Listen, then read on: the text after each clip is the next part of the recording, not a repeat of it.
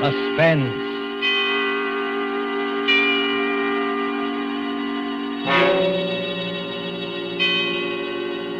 This is the Man in Black, here again to introduce Columbia's program, Suspense. Our stars tonight are Miss Agnes Moorehead and Mr. Ray Collins. You have seen these two expert and resourceful players in Citizen Kane, The Magnificent Amberson, in which Miss Moorehead's performance won her the 1942 Film Critics Award. Mr. Collins will soon be seen in the Metro-Goldwyn-Mayer Technicolor film, Salute to the Marines. Miss Moorehead and Mr. Collins return this evening to their first love, the CBS microphone, to appear in a study in terror by Lucille Fletcher called The Diary of Sophronia Winters. The story told by this diary is tonight's tale of suspense.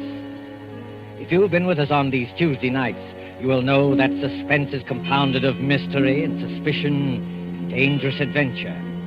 In this series are tales calculated to intrigue you, to stir your nerves, to offer you a precarious situation, and then withhold the solution until the last possible moment.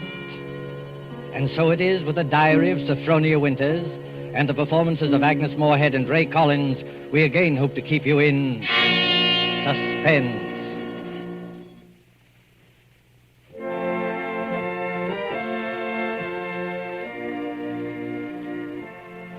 February 1st, St. Petersburg, Florida. I, Sophronia Winters, have hereby begun this diary because on this date I feel for the first time that I've begun to live. Diaries are no good unless one has thrilling experiences. For 40 years, I've never had what could really be called a thrilling experience. But Papa's death has changed everything. Here I am in beautiful St. Petersburg with everything to start life anew, money in my purse, 2 suitcases full of new clothes, and a gorgeous new permanent wave. And Florida is really the land of romance. It doesn't matter whether you're 17 or 70. There are parties and dances and bingo games and flirtations for all. My landlady, in fact, tells me that people often become engaged and even married to perfect strangers overnight. I'm still shy, of course, but just the same, it's such fun and so thrilling to think one's fate may be just around the corner.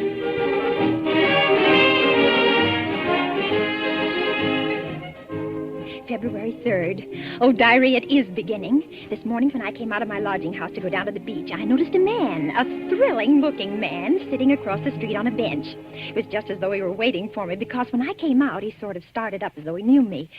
Of course, I didn't speak first, but I knew the minute I started down the street that he was following me. Well, I got to the beach and sat down with my magazines, and suddenly there he was, strolling toward me with a broad smile. Well, sitting out here all by your lonesome? Oh, yes, I am. Didn't I see you last night over at the Starfish Tea Room? The Starfish Tea Room? Mm-hmm. Oh, yes, I was there yesterday. But it was so crowded, I'm afraid I don't recall. Mighty nice cuisine they've got over there. Mind if I sit down beside you? Oh, not at all. Oh, just a minute. Sit on this magazine. The beach is so sandy. Oh, sand doesn't bother me. I'm from Maine, you know. We get plenty of sand up there. Do you? You've been down here at St. Pete long? Oh, just 3 days. 3 days? That's a long time. It's a wonder I didn't spot you before. Oh, Mr. Johnson's the name, Hiram Johnson. Oh. I come from Green Harbor, Maine. Run a big hotel up there summers. Oh. Well, that's my whole history in a nutshell. My name's Sophronia. Sophronia Winters.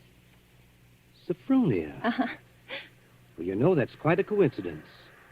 My sister-in-law's name was Sophronia. Oh? Sophronia Johnson. You ever heard of her? She looked quite a bit like you, too. Sophronia Johnson? No, I'm afraid I haven't. Who was she? Someone very famous? I'm so ignorant about these things. Oh, that's all right. Say, look at that sun, will you? I'd say it was pretty nearly time for lunch. And Diary, darling, he is wonderful. Strong and kind, warm-hearted, so generous. I don't want to be like the other silly women in this town, but Hiram is different. There's something almost poetic about him, something sad and deep. You know, Sophronia, it's kind of mysterious, us finding that 9-point starfish on the beach together. My sister-in-law, Sophronia, used to collect 9-point starfishes. And to think your name's Sophronia, and you find a 9-point starfish with me. Well, it kind of draws us together, eh? Huh? What do you think? completely, as though I'd known him all my life. My landlady says it's foolish, but look at Romeo and Juliet. Weren't they foolish?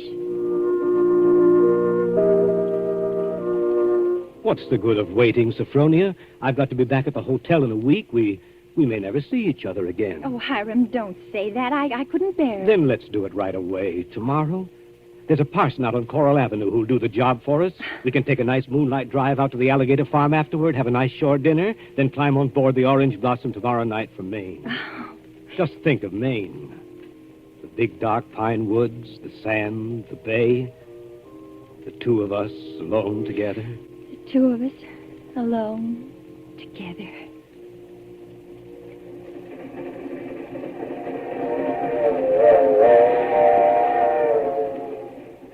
February 7th, on board the Orange Blossom. I was married in a wedding dress of Alice blue moiré, with a frill of white organdy at the collar and wrists, and a rhinestone belt buckle.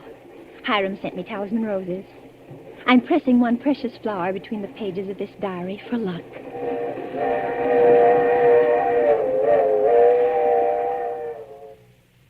See it beyond this bend in a couple of minutes. Bags heavy? No, not particularly, dearest. Oh, I can't get over that taxi man at the station. Imagine his insolence, saying he couldn't drive us over. Maybe he didn't have any gas. It happens sometimes around here. Well, anyway, I'm glad the weather's so mild. Can you imagine what it would be like in a blizzard? There's the place. Oh, wait a minute. I don't want to look until I put down these bags. Now, where? There. Through those big pine trees. Oh, it is big, isn't it? 125 rooms. So many fire escapes and balconies and porches and towers. I stayed in a hotel like that once years ago with Papa. It was very fashionable then. My grandfather built that place 50 years ago. Hasn't been changed much since. No? Well, of course, you've put in modern plumbing. Not yet. Here we are. Walk in. Oh, what's that? Just a foghorn out in the bay. Fog? We get it almost every night in this kind of weather. What are you locking the gate for? Why not? There's nobody coming in after us. Or going out again for a while. But I thought you said the hotel. The hotel is empty.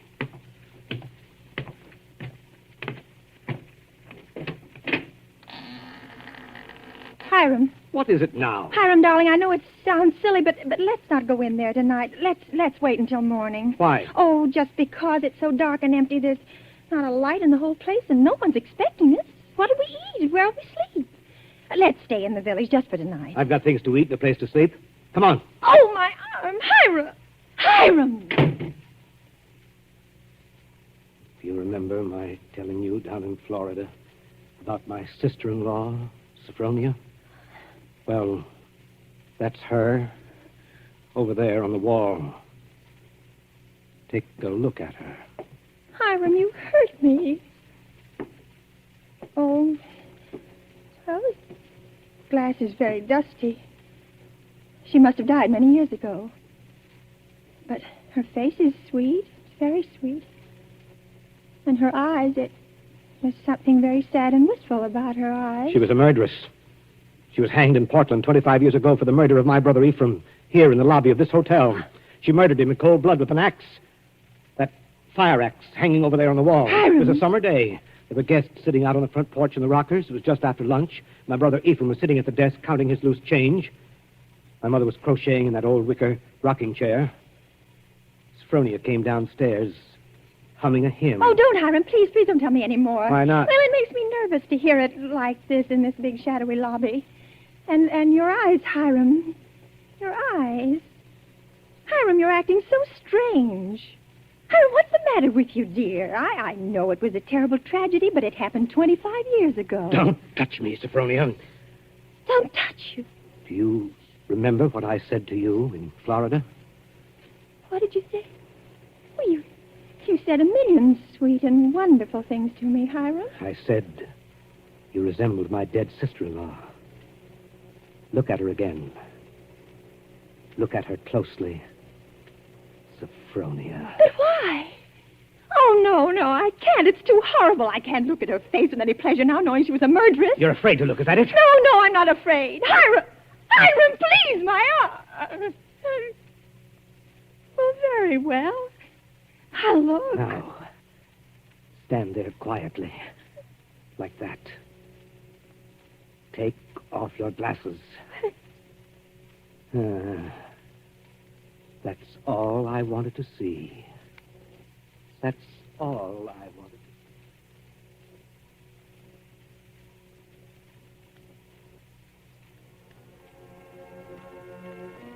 February 13th, Green Harbor Hotel, Maine. I can't understand it. I try to fathom it, but my head aches and my heart is heavy. The hotel is deserted. Has been for 25 years. Everything is covered with spiders and cobwebs. Great dining room with its oak woodwork is alive with rats.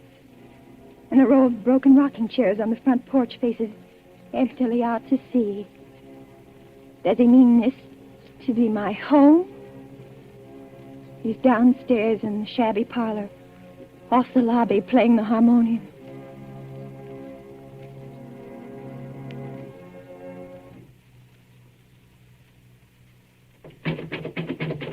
Sophronia. Yes? Yes, Hiram? Sleeping? No, dear. Why is your door locked? Come out. I want to show you around the place. It's all right, dear. I've seen it. I've seen just about everything. No, you haven't. You haven't seen the grounds at all. The grounds? But, Hiram, it's after midnight. I want to show you where my sister-in-law, Sophronia, is buried. Well, not tonight, dear. Please, it's so late, and I have a headache. Open the door, Sophronia. I want you to come now. No, I shan't. Oh, go away and let me alone. I won't. I won't. No use carrying on like that. You see, I have pass keys to all the doors.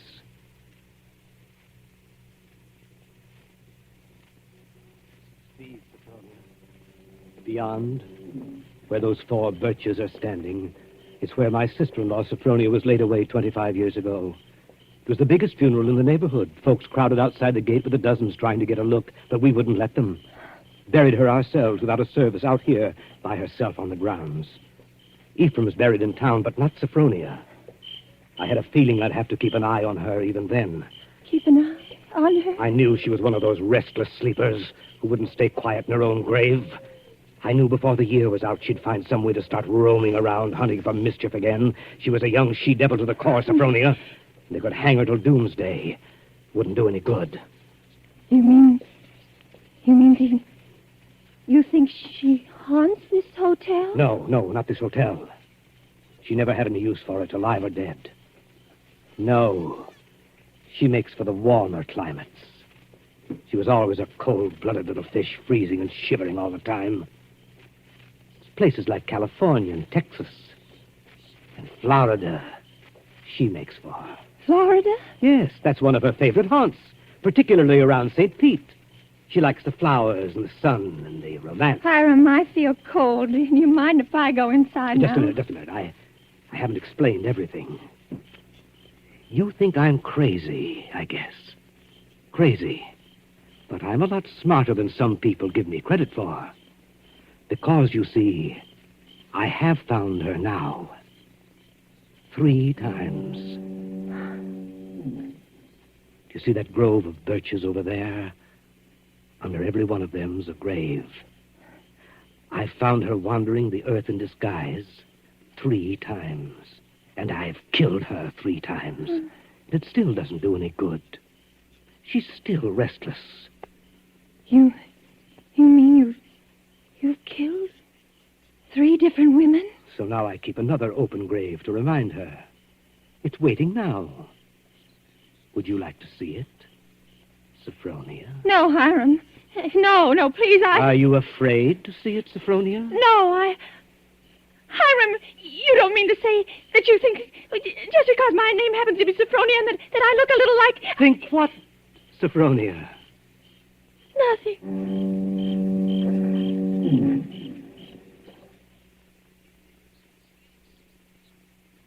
February 14th.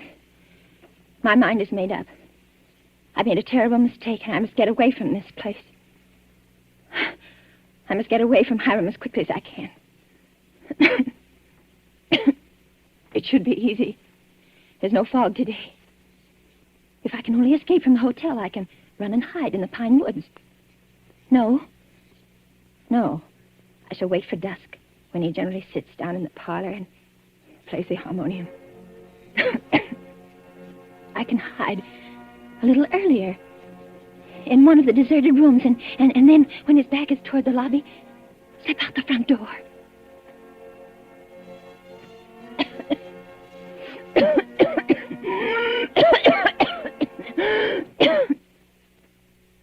Sophronia?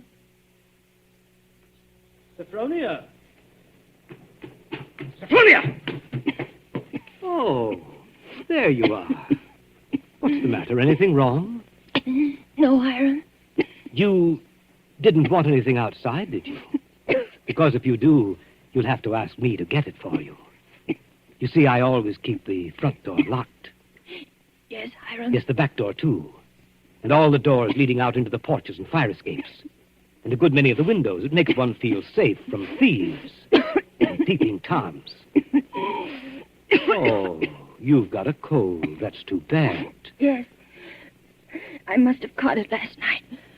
Outdoors. The damp. You ought to be in bed. A good bed. The only good bed in the house is in my sister-in-law, Sophronia's old room. No, Hiram. I'm all right. Is this a little head cold? Oh, little head colds often develop into pneumonia. Why, it's too bad I didn't think of that before. You might have slept in it from the beginning. Here, up these stairs. What? What's the matter? Are you so weak? No. No, I'm all right. This room is the cleanest in the hotel, too. I've always had a sort of suspicion about it. You see, I've kept everything as it was. What's the matter? Nothing. It's just... It seems kind of familiar. No. It's just that seeing it so clean, seeing it as though someone were living here, as though they'd only just stepped out for a moment. It's as she left it that afternoon when she walked down to murder my brother. You see her needlework on the table with the needle sticking in it? And her hymn book still open? She was very fond of singing hymns, Sophronia was. Had a nice voice, too. I used to accompany her. Oh. I'll turn down the bed for you. Then you can get undressed while I go and make you some hot tea. No, I don't want any. Here's the closet. You can put on one of Sophronia's dressing gowns.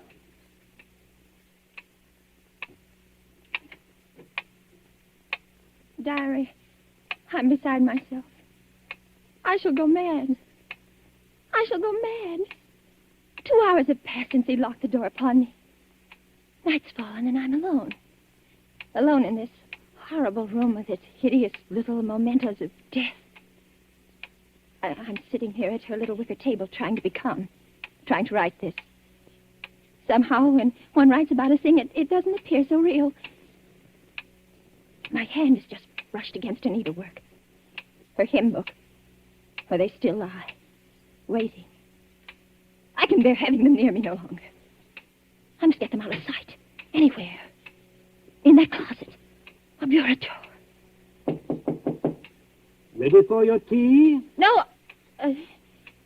Yes, Hiram. Why aren't you in bed? You'll take worse cold, you know. I'll get in bed in a minute. First, Oh. Brushing up on your needlework again? My needlework? You've got it in your hand. Have I? Oh, yes. Yes, so I have. But I wasn't working on it, Hiram. I swear I wasn't. I've never done a stitch of needlework in my whole life. I don't know one embroidery stitch from another. Let me show you. Look, I don't even know how to hold the needle. Get into bed, Sophronia. You're feverish. Before we go on, Hiram, before you go on thinking, we've got to have an understanding. You've got to let me explain. I was born in 1892 in Kalamazoo, Michigan. My name is Sophronia, that's true, but they name lots of people Sophronia. I was named for my grandmother. She had just died. No, you've got to listen to me. I've lived in Kalamazoo all my life. If you'd only just write a letter or send a wire. Well, I've never heard of Green Harbor in my whole life. I never went anywhere. For almost 10 years, I stayed home day in and day out nursing Papa. He had a stroke. I wasn't out of the house. It was the red brick house with the green shutters.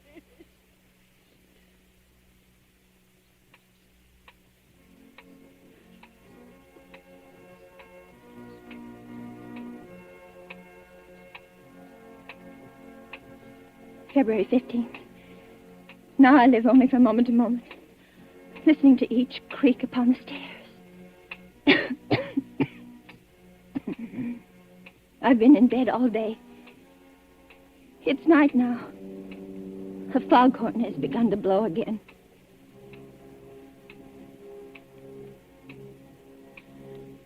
February 19th.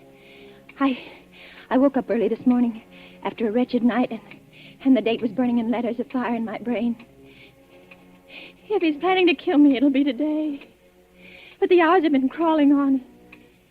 It's almost midnight. Oh, why, if he's going to kill me, doesn't he do it at once? Why does he torture me like this? I'd rather be dead than sit here in this room one moment longer. I can't bear it. If he doesn't come in 5 minutes, I shall force him to come. I shall beat on the door. No.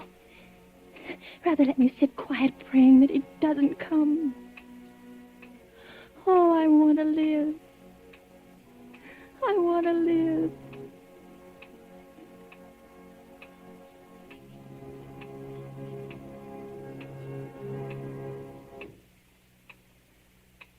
Sophronia!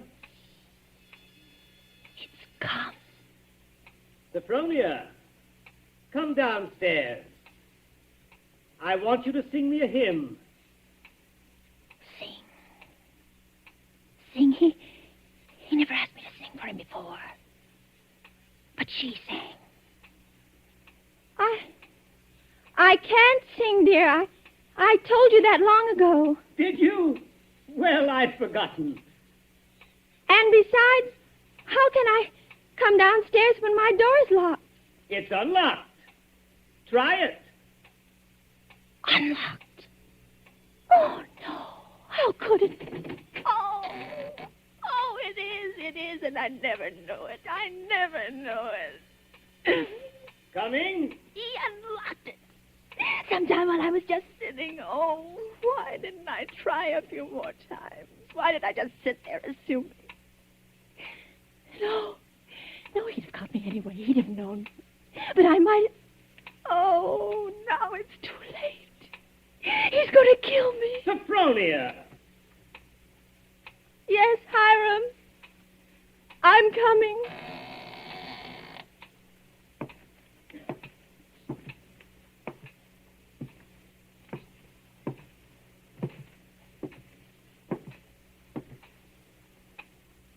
Hiram, where are you? In here. In the parlor. What are you doing there, Hiram? Waiting to hear you sing. You're at the harmonium? Yes.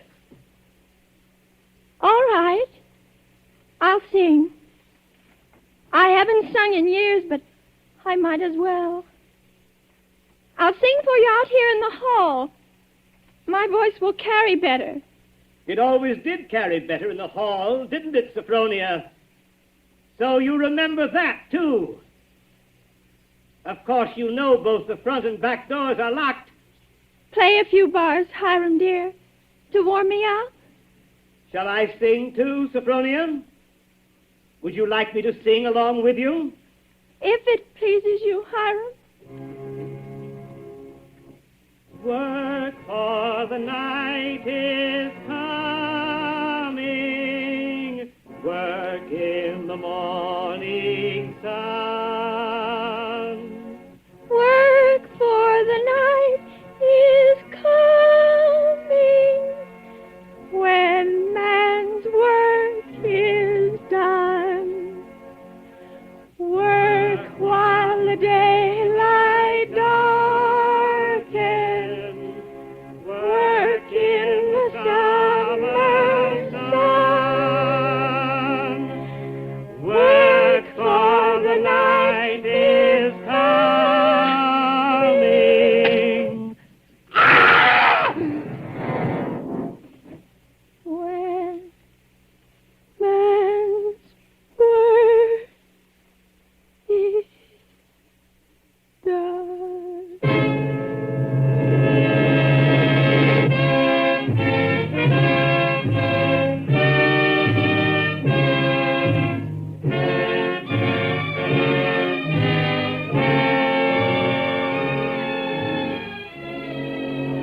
There's only one more page.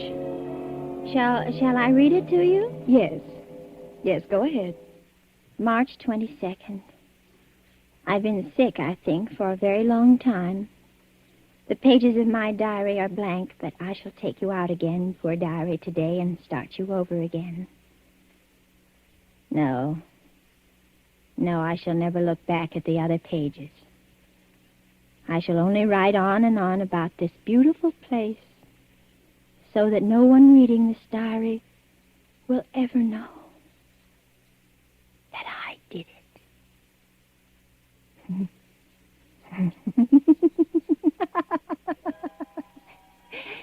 But I did do it, diary.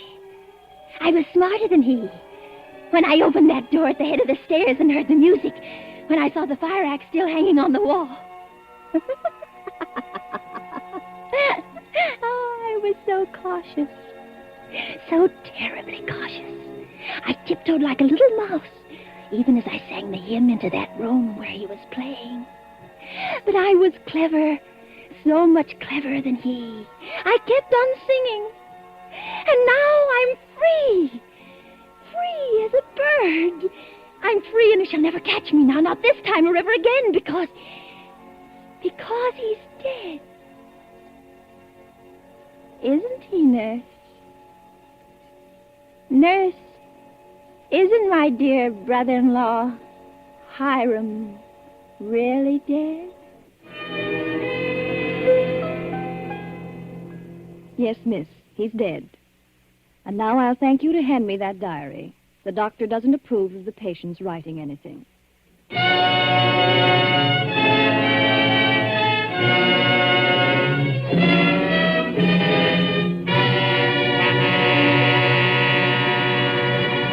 And so closes The Diary of Sophronia Winter, starring Agnes Moorehead and Ray Collins. Tonight's tale of suspense. This is your narrator, the Man in Black, who conveys to you Columbia's invitation to spend this half hour in suspense with us again next Tuesday, when Richard Dix, Gail Page, and Montague Love star in Death Flies Blind. The producer of these broadcasts is William Spear, who with Ted Bliss, the director, Lud Gluskin, the musical director, Lucian Mohowick, the composer, and Lucille Fletcher, the author, collaborated on tonight's Suspense.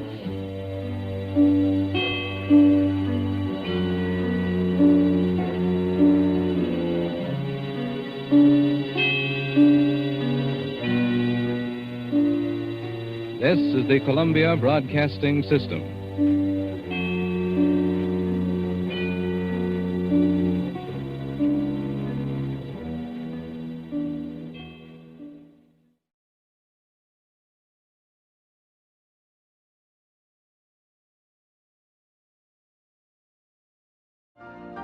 You've been listening to the OTR Gold Network. Find more classic radio at otrgold.com.